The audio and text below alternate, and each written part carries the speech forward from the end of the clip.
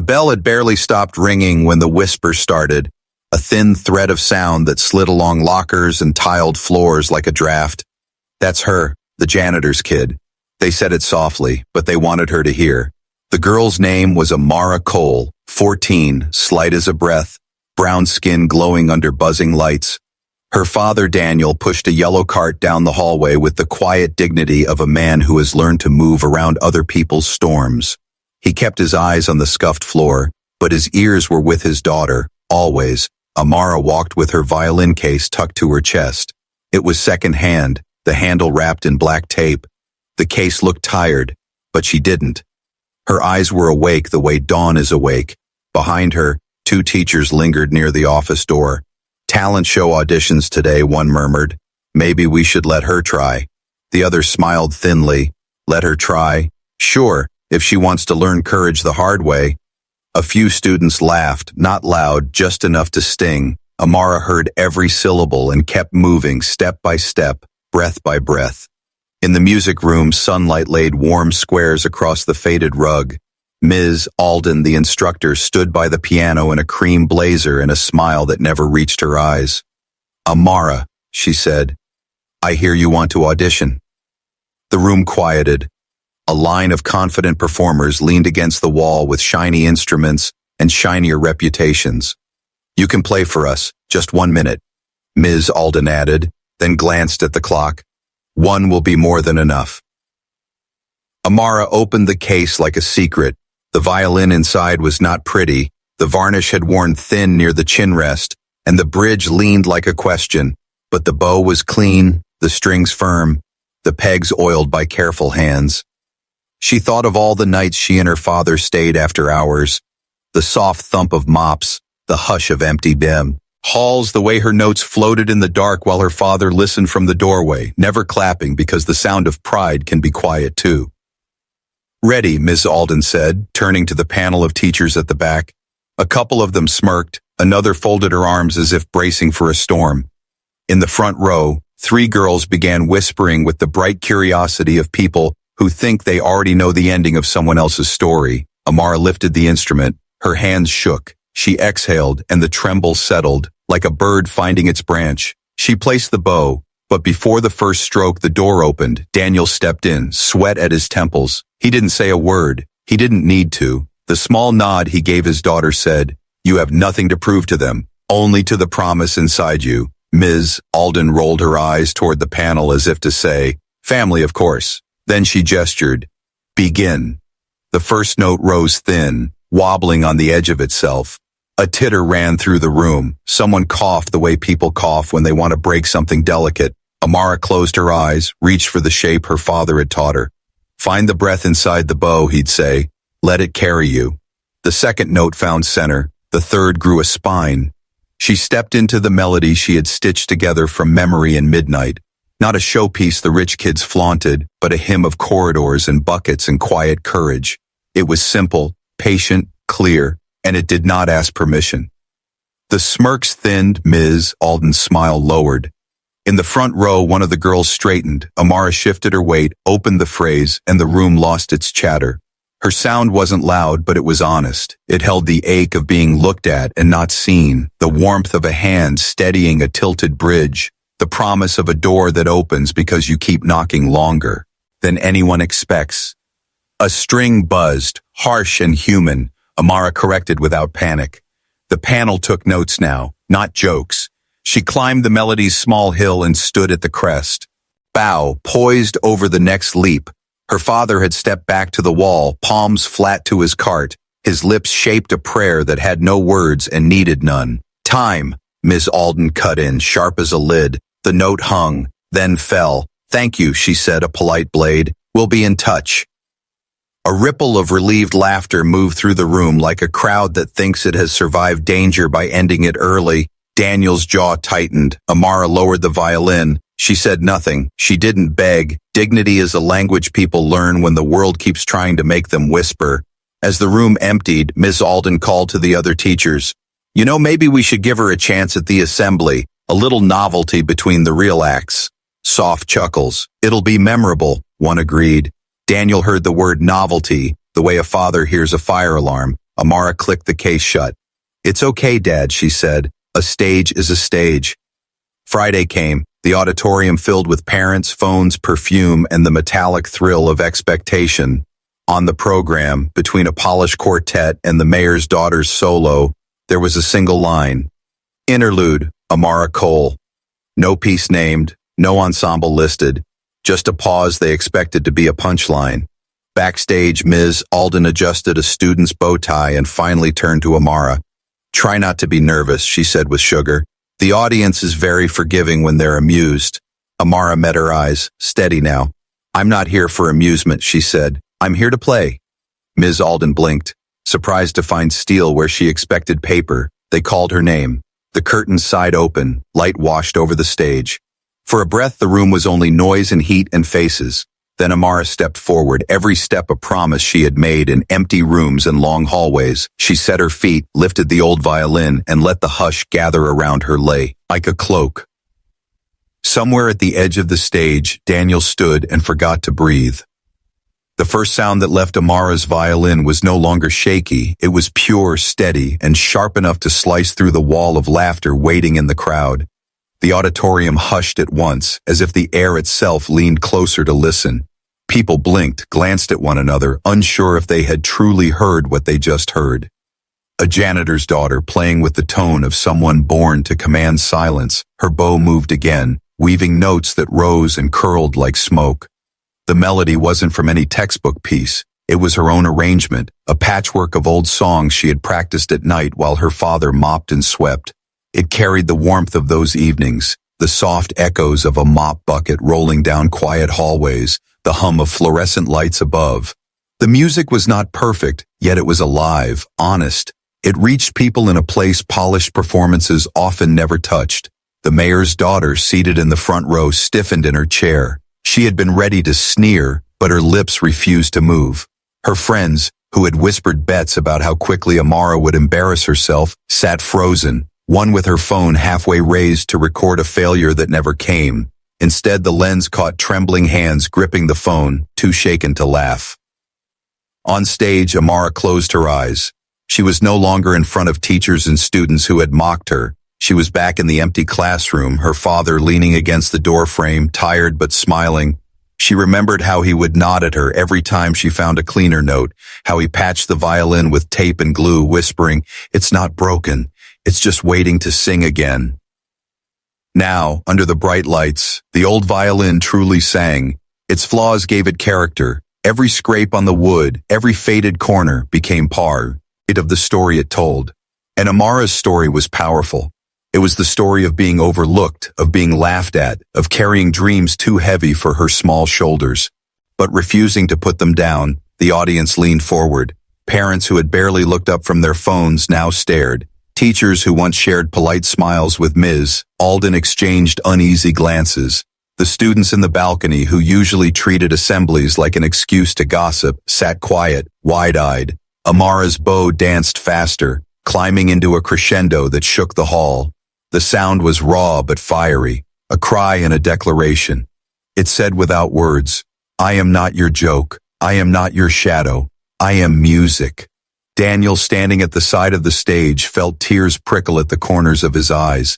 He clutched the mop handle in his hands, as if it were the only thing keeping him from collapsing under the weight of pride. He thought of all the nights he had whispered prayers into the dustpan, asking for his daughter's chance. And here it was, born not of mercy but of mockery. Yet she was turning their cruelty into her crown. Ms. Alden shifted uncomfortably at her place near the curtain. Her confident smirk was gone, her arms crossed tighter. She had expected a stumble, a squeak, an audience roaring with cruel laughter. Instead, she watched a girl she had dismissed command the entire hall with nothing more than strings and courage. The music slowed. Amara's bow lingered on a final note, letting it swell and then fade like the last light of sunset. Silence followed, a silence so deep it felt heavy. No coughs, no whispers, not even the hum of the air conditioner seemed to dare interrupt. Then the first clap came, hesitant, from the back row. Another followed, then another, until the entire hall erupted into applause, loud and echoing, rising higher than the ceiling beams. Some stood to their feet without realizing it. Others shouted her name. The same students who had laughed an hour ago now looked at her as if she had rewritten the rules of what was possible. Amara lowered her violin. Her chest rose and fell, her hands trembled, but she smiled, not wide, not proud, just calm. She had done what she came to do. Daniel wiped his eyes quickly with his sleeve, though the tears kept slipping free. Behind her, Ms. Alden finally stepped forward, clapping slowly, trying to hide the anger creeping across her face with forced admiration. "Well, Amara," she said, her voice straining. "That was surprising." But the applause drowning her out made her words meaningless. For the first time in her life at that school, Amara stood tall at the center of the stage, not as the janitor's daughter, not as a punchline, but as an artist who had made them listen. She looked at her father. His lips moved soundlessly. "I knew you could." The curtains began to close, but the sound of the audience refused to fade. The teachers at the judging table scribbled furiously, eyes still wide, and somewhere deep in her heart, Amara knew this was only the beginning. She stepped off stage, violin still in her grip. The hallway behind the curtains was dim. The echo of clapping followed her, but so did the shadow of envy, because not everyone was ready to let her shine. Not everyone was willing to let her victory stand without challenge. The applause had faded, but its echo lived inside Amara long after she stepped backstage. Her hands were still trembling from the rush of sound. She had never imagined hundreds of voices cheering for her. Yet here she was, clutching the old violin against her chest like a shield and a treasure all at once. Daniel reached her first, pulling her into a hug so tight it almost knocked the breath from her lungs. "You did it, baby," he whispered. "You made them see."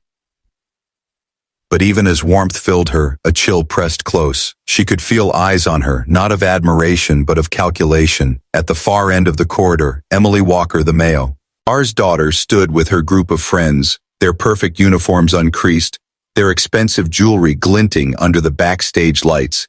Emily's lips curled in a thin smile that did not touch her eyes.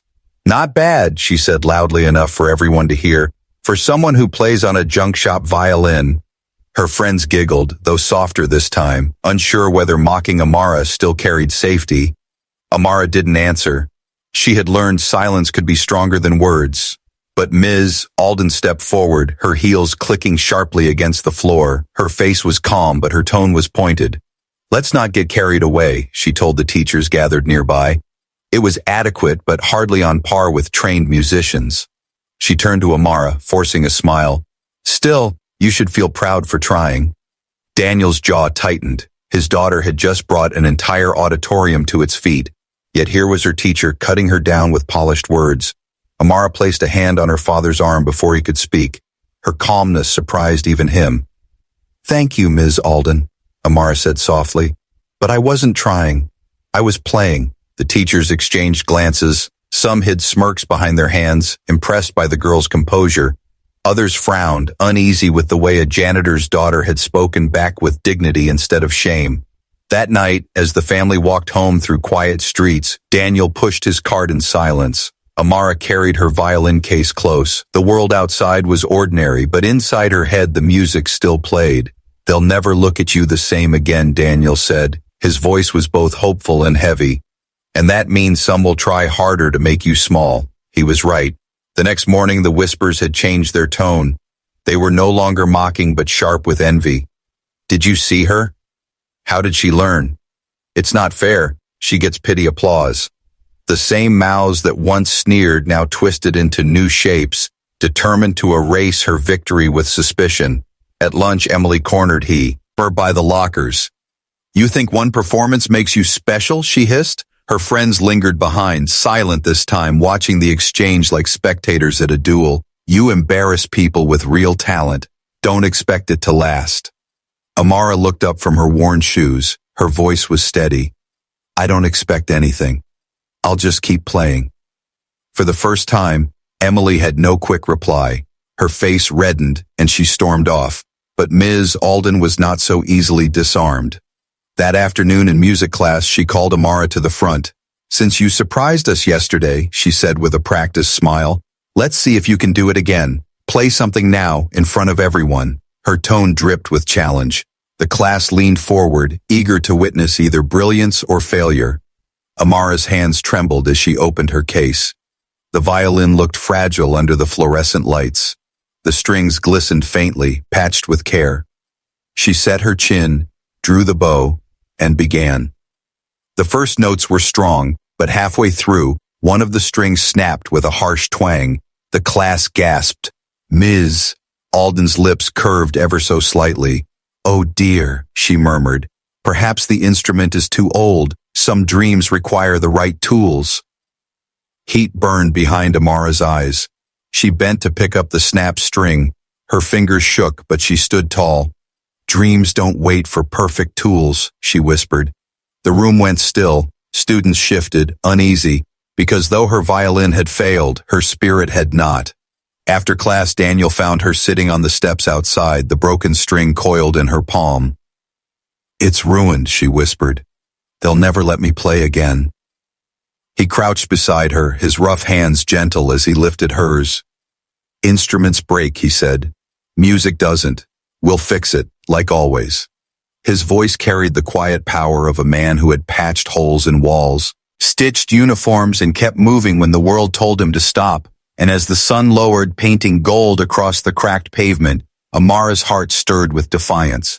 The stage had shown her what was possible, and she knew now, mockery or envy, broken strings or cruel teachers, nothing would silence her again.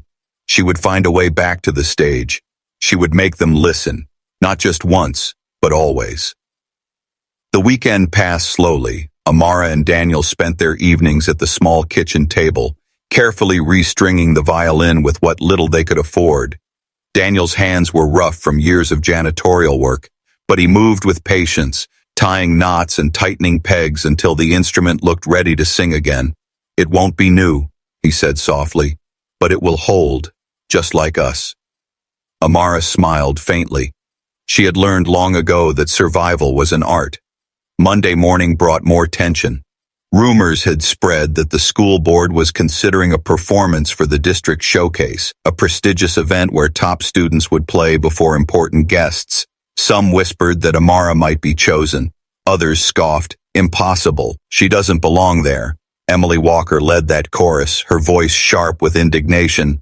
"This is supposed to be for the best," she told anyone who would listen, "not charity cases."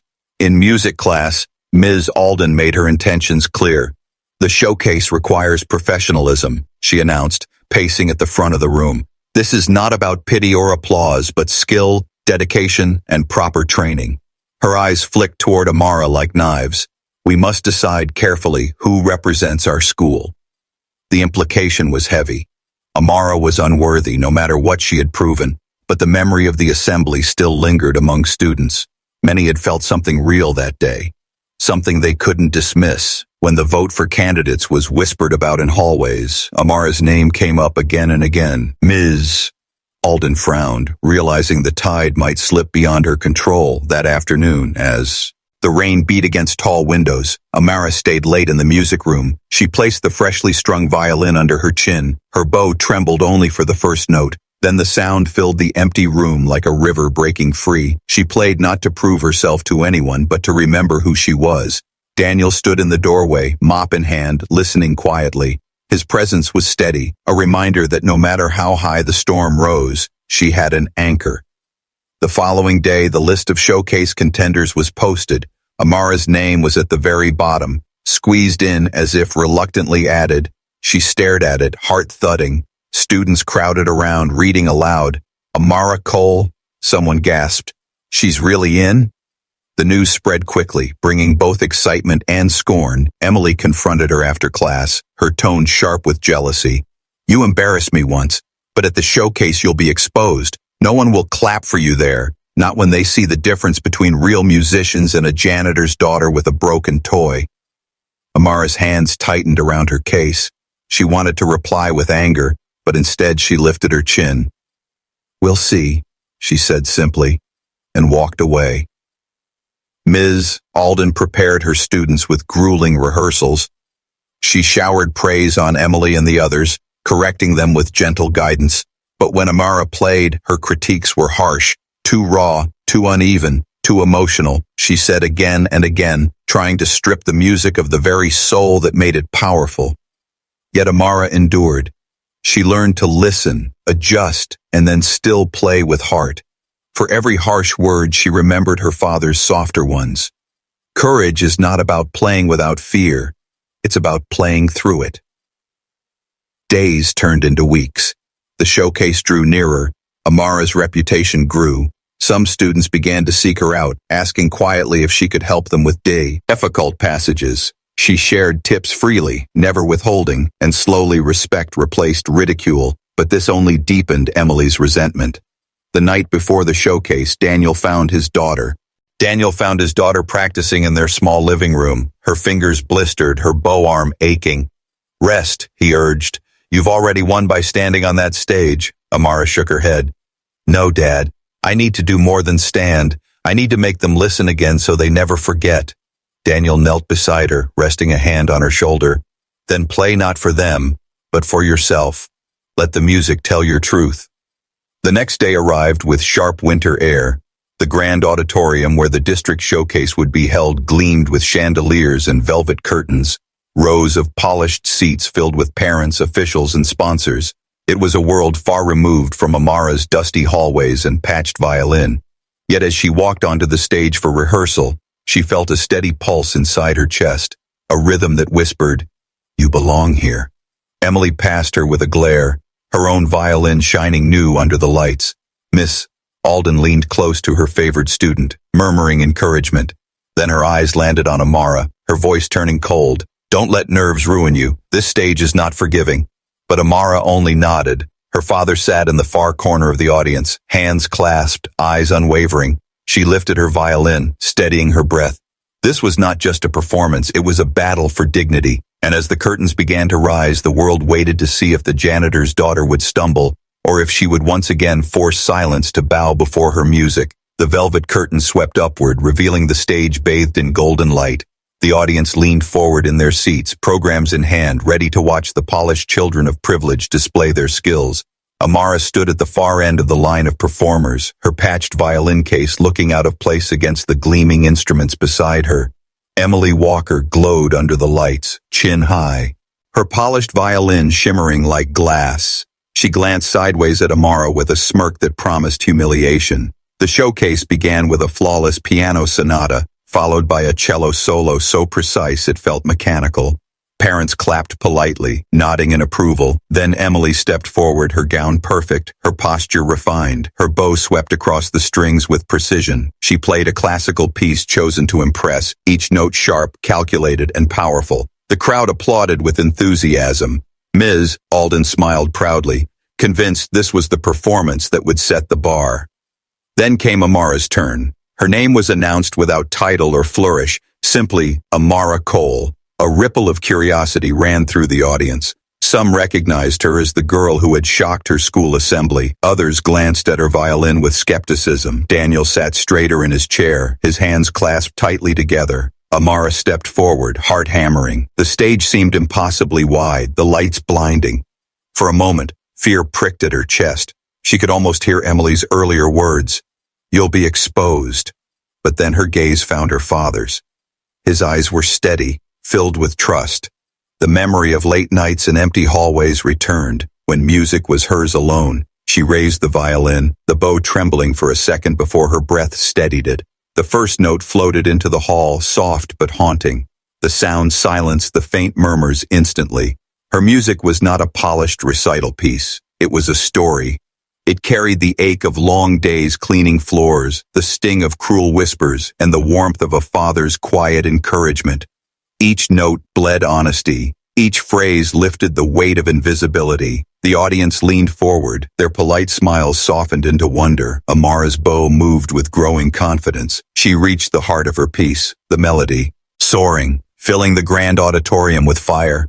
The rawness of it was undeniable. It was not perfect, but it was alive. It touched something fragile inside every listener. Emily's smug expression faltered in the wings. "Ms. Alden frowned, arms crossed tighter as the applause built inside the silence. Amara's crescendo shook the hall, then fell to a whisper, the last notes lingering like breath on glass. She lowered her bow slowly, letting the silence stretch. Then came the eruption. Thunderous applause burst from the audience. People rose to their feet, clapping, cheering, even calling her name. The same officials who had applauded politely before now stood in awe. Daniel's eyes filled with tears. He wiped them quickly, but his chest swelled with pride he could not hide. Amara bowed, her knees weak. Her heart raced not with fear but with triumph. She had done it again. She had turned doubt into silence, then silence into awe. Backstage, the atmosphere shifted. Some students whispered with genuine admiration. How did she do that?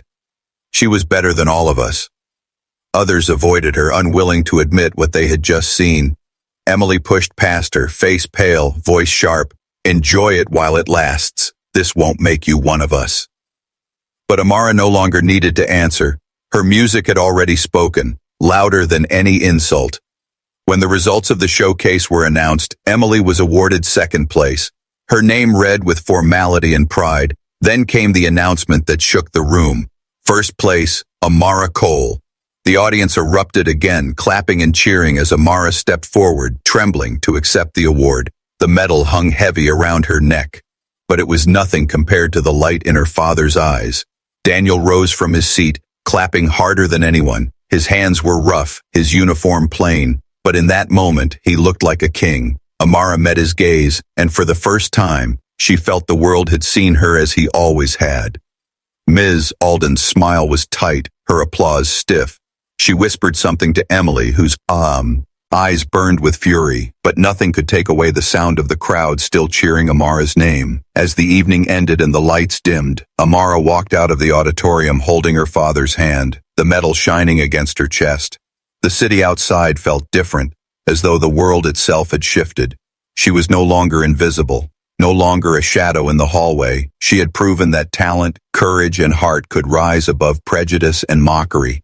And deep down she knew this was not the end of her story, but the beginning of something greater. The days after the showcase felt like stepping into a new world. Everywhere Amara went, whispers followed, but they no longer carried scorn. They carried awe, admiration, and sometimes guilt. Students who had once laughed now approached timidly. Amara, can you teach me that scale? Could you help me with my bow hold? She answered kindly, though she never forgot how those same mouths once ridiculed her. Daniel noticed the change too. Walking the halls with his cart, he heard teachers greet him with hesitant respect. Your daughter is very talented, Mr. Cole, they said. Some lowered their eyes, ashamed of how they had once dismissed him. Daniel would smile gently, never bitter. She's worked hard, he would reply. His pride needed no anger, but not everyone embraced the shift. Emily Walker grew colder, her smiles sharper. Her friends whispered that Amara had stolen what was meant for her. Ms. Alden, humiliated by her failure to control the outcome, became stricter in class. She criticized Amara with sharper words, trying to cut away her newfound confidence. But Amara no longer bent under her pressure. Her victory had given her spine steel. One afternoon, Amara stayed late in the music room, practicing quietly. The sun cast long shadows across the floor. Daniel arrived to clean, humming softly. Dad, see, he said, pausing mid-note. Do you think they'll ever stop seeing me as just the janitor's daughter? Daniel leaned on his mop, his eyes soft. Some will, some won't. But what matters is how you see yourself. You've already shown the world who you are, and that's a voice no one can silence.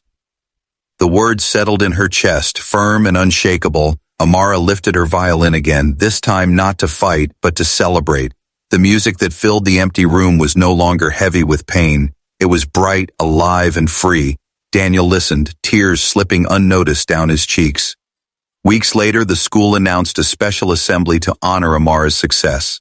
The auditorium filled again. Teachers spoke of dedication. Students whispered with excitement. When Amara stepped onto the stage, medal around her neck, she felt the weight of expectation, but she also felt the strength of her journey. Emily sat stiffly in the front row, her glare sharp. Ms. Alden clapped politely, but her eyes were distant. Amara did not play for them. She played for the younger students watching wide-eyed, for the ones who might feel invisible, mocked, or underestimated. Her music carried a message. You are more than what they call you.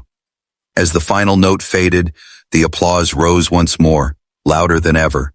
Parents, teachers, and students stood together, their faces alight with something beyond admiration. It was respect. The very thing that had been denied her for so long. Daniel stood at the edge of the stage. He did not wipe his tears this time. He let them fall freely. Amara met his gaze and smiled. The little girl who once practiced in shadows had become a light too bright to be ignored. That night, as they walked home together under the street lamps, Amara clutched her violin case and the medal. "Dad," she whispered, "do you think Mom would be proud?" Daniel's voice broke, but his words were steady. She would be more than proud, she would be amazed.